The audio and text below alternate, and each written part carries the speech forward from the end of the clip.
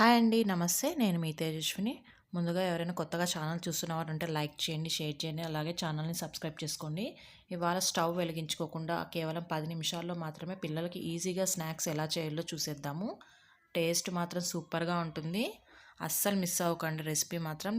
Video end వరకు చూసి ఎలా చేయాలో కూడా చూసేయండి. ఇక్కడైతే ముందుగా నేను ఒక కప్పు పెరుగు తీసుకొని ఒక గిన్నెలోకి అయితే వేసుకోండి. బాగా మిక్స్ చేసుకోండి ఉండలు లేకుండా. అలా మిక్స్ చేసి పక్కన పెట్టేసుకుందాము. ఇప్పుడైతే ఇందులోకి తరిగిన ఆనియన్స్ వేసుకుందాము. వేసుకున్న తర్వాత అలాగే తరిగిన కొత్తిమీర కూడా వేసుకుందాము. తురుముకున్న క్యారెట్ కూడా కొద్దిగా వేసుకుందాము. కొద్దిగా సాల్ట్ కూడా యాడ్ చేసుకొని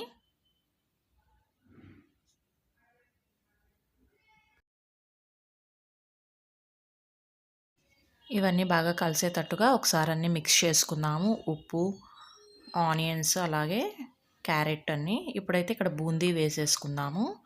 ఇక్కడైతే ఒక 4 గరిటెలు బూందీ అయితే వేసుకున్నాను నేను. అదంతా ఒకసారి అయితే కలుపుకుందాము.